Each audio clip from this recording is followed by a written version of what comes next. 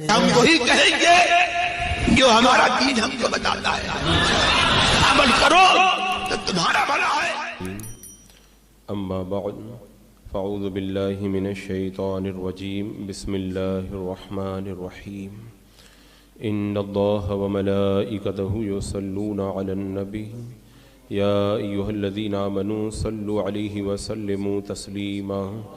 اللہم صلی علی سیدنا وشفیعنا وحبیبنا ومولانا محمد وبارک وسلم صلاۃ وسلاما علیک یا رسول اللہ صلی اللہ تعالی علیہ وسلم۔ آج شعبان المعظم کی دوسری شب ہے اور یہ امام الائمہ کاشف الغمہ سیدنا سرکار امام اعظم ابو حنیفہ رضی اللہ تعالی عنہ کے عرس پاک کی تاریخ ہے۔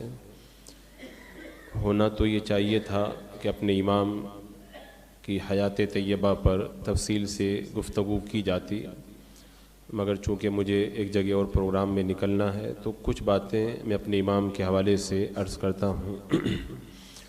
آج دنیا کے اندر جتنے بھی خوش عقیدہ مسلمان پائے جاتے ہیں وہ سارے کے سارے خوش عقیدہ مسلمان کسی نہ کسی امام مجتہد کی پیروی ضرور کرتے ہیں، اور اس وقت اہل حق چار مذاہب کے اندر منحصر ہیں: حضرت امام اعظم، امام شافعی، امام مالک اور امام احمد ابن حنبل رضی اللہ تعالی عنہم۔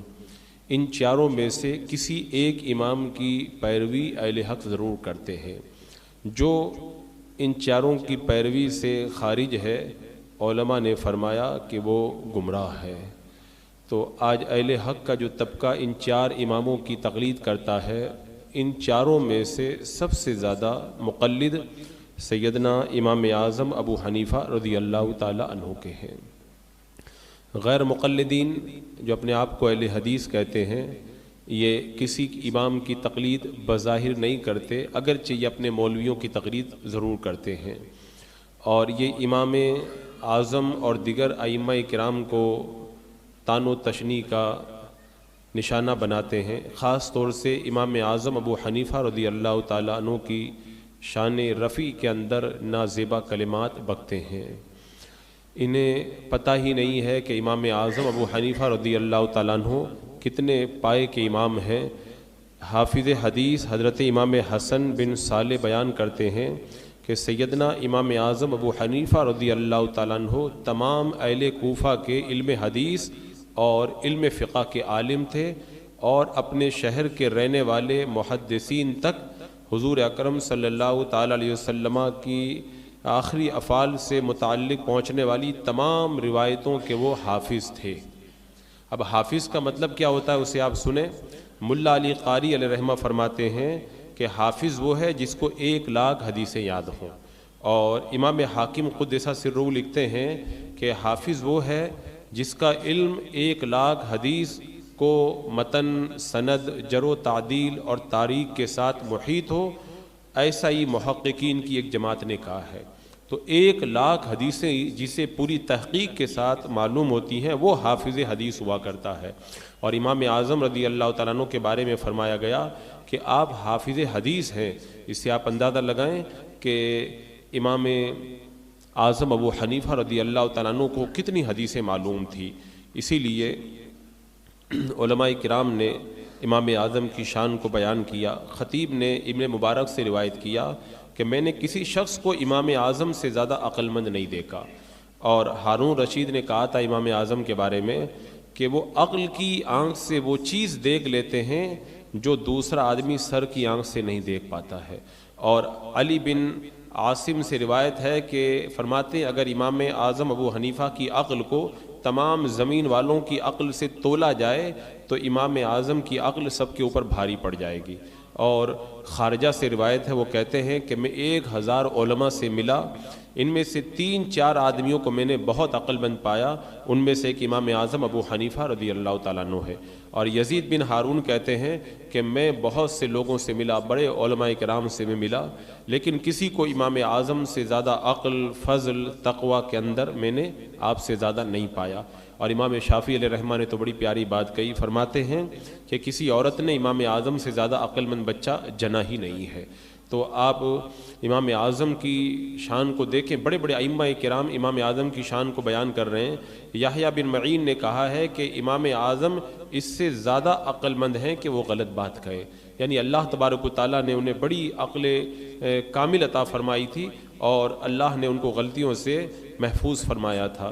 لیکن آج کل غیر مقلدین امام اعظم ابو حنیفہ رضی اللہ تعالیٰ عنہ کی شان رفیع کے اندر نازیبہ کلمات بکتے ہوئے نظر آتے ہیں، اور اس حوالے سے جو روایات ہمارے علماء نے کی ہیں، ایک روایت میں ایک مرتبہ ہارون رشید نے امام ابو یوسف رضی اللہ تعالیٰ عنہ سے کہا کہ امام اعظم کے اوصاف کو بیان کرو، ان کے بارے میں بتاؤ مجھے۔ تو امام ابو یوسف نے بتایا امام اعظم حرام چیزوں سے بہت زیادہ بچتے تھے، بلا علم دین، وہ کہتے ہیں، وہ فرماتے تھے کہ کوئی بھی بات کہنے سے بغیر علم کے بہت ڈرتے تھے، علم کے ساتھ ہی کوئی بات کہتے تھے، اور وہ اللہ تبارک و تعالیٰ کی عبادت میں بہت زیادہ مجاہدہ کرتے تھے، محنت کرتے تھے۔ اہل دنیا کے منہ پر کبھی کسی کی تعریف نہیں کرتے تھے، اکثر خاموش رہتے، اور آپ کا دماغ ہر وقت دینی مسائل میں غور و فکر کے اندر لگا رہتا تھا۔ اتنے عظیم علم کے باوجود بہت سادہ، منکسر المزاج تھے۔ جب آپ سے کوئی سوال کرتا تھا تو کتاب و سنت کی طرف رجوع کرتے تھے، اور اس کی مثال اگر قرآن و حدیث میں نہیں ملتی تھی تو قیاس کرتے تھے۔ تو پھر امام ابو یوسف رضی اللہ تعالیٰ عنہ نے امام اعظم کے بہت سارے اوصاف کو بیان کیا۔ اب چونکہ آج کل غیر مقلدین امام اعظم کی شان میں بڑی بدتمیزی کرتے ہیں، تو اس حوالے سے میں بتا دوں کہ امام اعظم علم حدیث کے کتنے ماہر تھے۔ آج کل یہ لوگ سمجھتے ہیں کہ 2 حدیث کی کتابیں پڑھ کے ہم لوگ اہل حدیث بن گئے ہیں، خالی حدیث پڑھ لینے سے کام نہیں چلتا ہے۔ حدیث پڑھ لینا اور پھر اس حدیث کا معنی سمجھ لینا یہ ہر کسی کے بس کی بات نہیں ہے۔ اس حوالے سے ایک روایت ہے کہ امام اعمش نے حضرت امام ابو یوسف سے ایک مسئلہ پوچھا۔ امام ابو یوسف رضی اللہ تعالیٰ عنہ نے مسئلہ بتا دیا۔ امام اعمش نے فرمایا کہ اس کی دلیل کیا ہے؟ تو امام ابو یوسف نے فرمایا کہ جو فلاں حدیث آپ نے مجھے بتائی تھی وہی اس کی دلیل ہے۔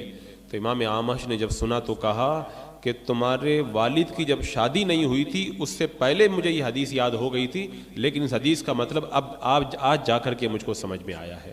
تو آپ دیکھیں کہ حدیث خالی پڑھنا یہ کمال نہیں ہے، حدیث سے مسئلہ سمجھ لینا یہ اللہ تبارک و تعالیٰ اپنے خاص بندوں کو عطا فرماتا ہے۔ اسی لیے اللہ کے رسول علیہ السلام نے حضرت عبداللہ بن عباس کے لیے دعا فرمائی تھی، اللہ انہیں دین کا فقیہ بنا دے، یعنی قرآن اور حدیث کا معنی سمجھ کر کے اس سے مسئلہ نکال دینا۔ جو کام کرتا ہے وہی آدمی فقاہت کے درجے کے اوپر فائز ہوتا ہے۔ اور اس حوالے سے آپ دیکھیں امام بخاری کتنے بڑے محدث ہیں، آپ کا پایا بڑا بلند ہے، لیکن اس کے باوجود امام بخاری رضی اللہ تعالیٰ عنہ بھی فقہ کے اندر اتنی مہارت نہیں رکھتے تھے جتنے اللہ تبارک و تعالیٰ نے امام اعظم کو عطا فرمائی تھی۔ جیسا کہ امام بخاری نے ایک مرتبہ فتویٰ دیا کہ ایک لڑکا اور ایک لڑکی اگر کسی بکری کا دودھ پی لیں تو دونوں آپس میں رضائی بھائی بہن ہو جائیں گے، اور جو ہے ان کے درمیان حرمت کا رشتہ قائم ہو جائے گا۔ تو اسی فتوے کی وجہ سے پھر امام بخاری پر جو ہے وہ بڑا ظلم بھی ہوا۔ تو بتائیں ایک بکری کا دودھ پینے سے اگر 2 لڑکا لڑکی بھائی بہن ہو جائیں تب تو پھر طویلوں کے بھینسوں کا دودھ سب لوگ پیتے ہیں، تو پھر تو کسی سے نکاح کرنا ہی جو ہے وہ جائز نہیں رہ جائے گا، بڑا عجیب جو ہے وہ عجیب ماجرا ہو جائے گا وہ۔ اسی طرح بہت سارے محدثین کے بارے میں آتا ہے کہ انہوں نے بڑی خطائیں کی فقہ کے اندر مہارت نہ ہونے کی وجہ سے۔ ایک بار بہت سارے محدثین موجود تھے، ایک مردوں کو نہلانے والی عورت آ گئی، وہ آ کر کے محدثین سے پوچھنے لگی کہ حیض والی عورت کیا مردے کو نہلا سکتی ہے؟ اب محدثین ایک دوسرے کا منہ دیکھنے لگے کیا جواب دیں۔ تبھی ایک فقی آ گئے، فقی ابو ثور رحمۃ اللہ تعالیٰ علیہ، انہوں نے آ کر کے بتایا کہ بالکل نہلا سکتی ہے، کیونکہ اللہ کے رسول علیہ السلام نے فرمایا اے عائشہ تیرے ہاتھ میں حیض نہیں ہے، یعنی حیض ہاتھ میں تھوڑی ہوتا ہے، لہذا اس سے اگر کسی کو نہلائے تو کوئی حرج نہیں ہے۔ اور اللہ کے رسول علیہ السلام کے سر پر ام المومنین جو ہے وہ حیض کی حالت کے اندر پانی ڈالا کرتی تھی۔ اب جب فقی نے وہ حدیثیں بیان کی تو جتنے محدثین بیٹھے تھے سب روایت کرنے لگے، ہم سے فلاں نے بیان کیا، فلاں نے بیان کیا، اور یہ حدیث پاک پڑھنے لگے۔ تو جو سوال کرنے والی عورت تھی وہ کہنے لگی اب حدیث سنا رہے ہو، جب میں نے مسئلہ پوچھا تب کہاں گئے تھے تم لوگ؟ تو یہ حدیث صرف یاد کر لینا یہ کمال نہیں ہے، اس سے مسئلہ نکال لینا یہ اللہ تعالیٰ اپنے خاص بندوں کو عطا فرماتا ہے۔ تو یہ اہل حدیث چند حدیثوں کو پڑھ کر کے ناز کرتے ہیں، بڑے بڑے محدثین بھی جو ہے وہ حدیثیں یاد ہونے کے باوجود کسی فقیہ سے جو ہے وہ برتری کا دعویٰ نہیں کیا کرتے تھے۔ اسی طرح ایک محدث تھے 40 سال تک انہوں نے جمعہ سے پہلے کبھی سر نہیں منڈایا۔ معلوم ہے کیوں نہیں منڈایا؟ وہ کہتے تھے حدیث پاک میں آیا ہے اللہ کے رسول علیہ السلام نے منع فرمایا۔ کس چیز سے؟ وہ پڑھتے تھے ان الحلق قبل الصلاۃ یوم الجمعہ، یعنی جمعہ کے دن نماز سے پہلے سر منڈانا منع ہے۔ تو یہ حدیث پڑھتے تھے اور جمعہ سے پہلے سر نہیں منڈاتے تھے۔ تو اب وہ سمجھ ہی نہیں پائے یہ حلق نہیں لکھا ہے، یہ حلق لکھا ہوا حدیث پاک میں، اور حلق کا معنی ہوتا ہے حلقہ لگا کے بیٹھنا۔ اللہ کے رسول علیہ السلام نے جمعہ کی نماز سے پہلے حلقہ لگا کر کے بیٹھنے سے منع کیا ہے، لیکن وہ چونکہ محدث تھے، فقی نہیں تھے، تو وہ سمجھے کہ سر منڈانے سے منع کیا ہے۔ تو آج کل بھی غیر مقلدین کا یہی حال ہے، پڑھ کچھ لیتے ہیں، اس کا مطلب کچھ سمجھ لیتے ہیں اور ناز کرتے ہیں، اور امام اعظم سے بھی بڑا بننے کی جو ہے وہ کوشش کرتے ہیں۔ اسی طرح ایک محدث تھے، جب وہ استنجا کر کے آتے تو استنجا کرنے کے بعد میں وطر کی نماز پڑھتے۔ کہتے حدیث پاک میں آیا ہے من استنجا فلیوتر، جو بھی استنجا کر کے آئے وہ وطر کی نماز پڑھے۔ حالانکہ یہاں فلیوتر کا معنی وطر کی نماز نہیں ہے، یہاں فلیوتر کا معنی ہے جب کوئی استنجا کرے تو وطر کا مطلب ہوتا ہے طاق، یعنی 1، 3 یا 5 پتھر سے وہ استنجا کرے۔ تو مطلب تھا کہ 1، 3، 5 طاق عدد سے استنجا کرے، انہوں نے سمجھ لیا کہ وطر کی نماز پڑھے، تو استنجا کر کے آتے تھے تو وطر کی نماز پڑھتے تھے۔